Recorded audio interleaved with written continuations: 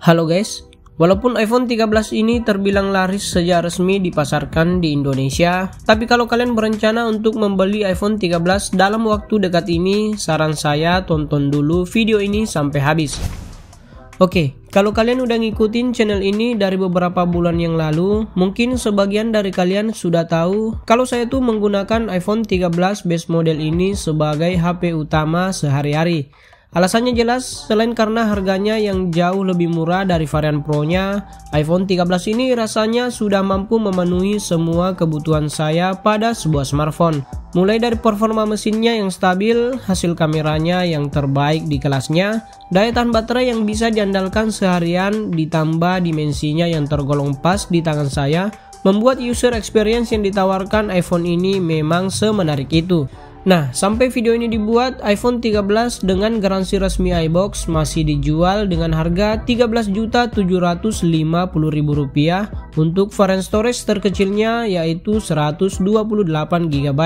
Tentunya harga ini masih terbilang tinggi untuk sebuah iPhone varian base model, apalagi untuk sebuah smartphone yang dirilis setahun yang lalu. Dan bisa dibilang dalam kurun waktu hampir setahun ini penurunan harganya hanya sekitar 1 jutaan rupiah saja. Kalau melihat harganya sewaktu awal perilisannya dulu sama seperti seri iPhone sebelumnya, iPhone 13 ini juga dijual mulai dari harga 15 juta rupiah, namun dengan internal storage yang lebih besar yaitu 128GB. Walaupun ada opsi lain yaitu dengan membeli unit second X Inter yang bisa kalian dapatkan dengan harga yang lebih murah, namun dengan berbagai risiko yang bisa saja kalian alami, tentu membeli unit resmi adalah pilihan yang cukup bisa kalian pertimbangkan. Nah, terlepas dari masalah harga, menurut saya sebenarnya iPhone 13 saat ini memang tergolong sangat layak untuk dibeli. Walau terdapat beberapa kekurangan kalau dibandingkan dengan varian Pro-nya, namun beberapa bagian yang penting tetap bisa kita dapatkan di varian reguler ini. Seperti misalnya resolusi dan kerapatan layarnya, performa mesin, daya tahan baterai, dan beberapa fitur kamera seperti cinematic mode dan photographic styles masih ada di varian reguler ini. Selain itu, adanya sensor shift OIS atau optik sensor bergerak pada modul kamera iPhone 13 ini juga membuatnya memiliki kualitas stabilisasi video yang sama persis dengan yang ada pada varian Pro-nya. Hal ini tentu menjadikan perekaman videonya terlihat lebih stabil dari beberapa seri iPhone yang hanya mengandalkan OIS saja. Fitur menarik lainnya seperti dukungan konektivitas jaringan 5G juga tentu saja sudah tersedia di iPhone 13 ini. Nah, salah satu kekurangan yang kali ini cukup menjadi pembeda antara varian Pro dengan varian reguler pada seri iPhone 13 ini adalah soal refresh rate layarnya. Berbeda dengan varian Pro-nya yang sudah mengadopsi teknologi ProMotion dengan refresh rate adaptif hingga 120Hz, iPhone 13 ini masih mengandalkan refresh rate layar 60Hz saja. Namun pertanyaannya, apakah teknologi ini cukup kalian butuhkan pada smartphone kalian? Kalaupun pertanyaan ini ditujukan kepada saya, dengan tegas saya akan menjawab teknologi ini belum menjadi prioritas bagi saya untuk saat ini.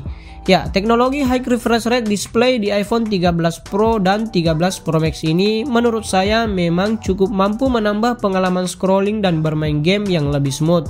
Terlebih kalau sebelumnya kita sudah terbiasa menggunakan iPhone yang masih mengadopsi refresh rate standar 60Hz. Namun sepengalaman saya dengan refresh rate layar 60Hz yang ada pada iPhone 13 bahkan di seri iPhone sebelumnya pun sudah tergolong begitu smooth dan sama sekali tidak menjadi sebuah kendala dalam penggunaannya. Selain itu, dengan adanya teknologi ini tentu akan menambah beban kerja GPU atau unit pemrosesan grafisnya yang kemungkinan besar juga berdampak pada besarnya konsumsi daya baterai yang digunakan.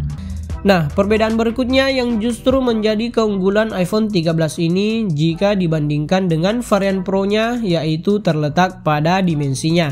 Ya, secara pribadi menurut saya hal ini yang membuat iPhone 13 cukup nyaman digunakan.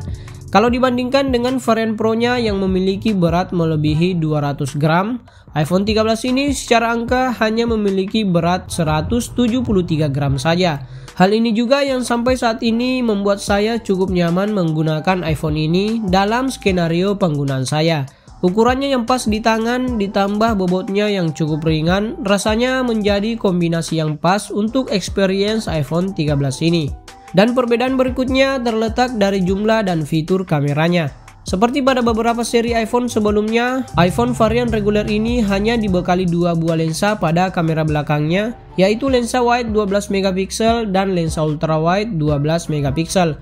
Sedangkan pada varian Pro-nya, selain memiliki lensa wide dan lensa ultra wide, juga dibekali sebuah lensa telefoto yang masing-masing beresolusi 12 megapiksel untuk melengkapi lini setup kamera belakangnya. Secara fitur pun tentu varian Pro dilengkapi berbagai fitur yang lebih kompleks untuk mendukung kebutuhan foto dan videografinya.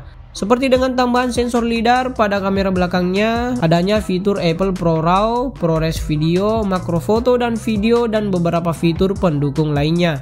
Namun balik lagi, apakah semua fitur ini cukup berpengaruh ke skenario penggunaan kalian? Kalau untuk saya pribadi, beberapa fitur yang dimiliki varian Pro bisa saja cukup berguna dalam beberapa kesempatan. Tapi apakah semua keunggulan dalam sektor kamera di varian Pro ini menjadi prioritas dalam skenario penggunaan saya? Tentu saja tidak.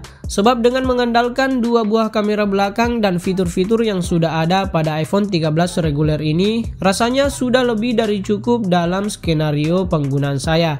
Dan hal ini juga yang menjadi salah satu alasan mengapa saya lebih prefer memilih varian reguler ini dan mengabaikan varian Pro-nya. Selain karena harganya yang jauh lebih masuk akal, semua spesifikasi dan fitur yang ditawarkan iPhone 13 ini rasanya sudah sangat layak untuk kebutuhan sekaligus menjadi daily driver saya.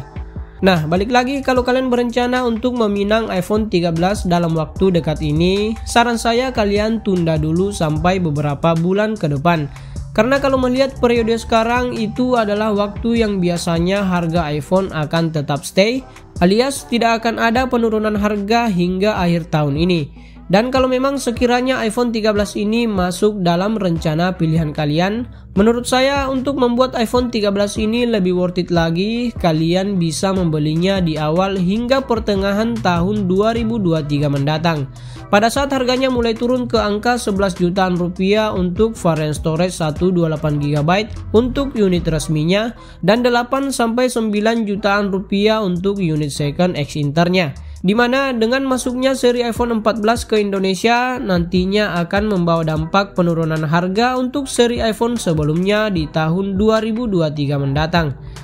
Oke, seperti biasa semua opini yang saya sampaikan di video ini murni karena pemikiran dan pendapat saya pribadi. Dan kalau kalian punya pendapat sendiri silahkan tuliskan di kolom komentar di bawah. Terima kasih telah menonton video ini, like kalau kalian suka dan dislike aja kalau nggak suka. Sampai jumpa di video selanjutnya.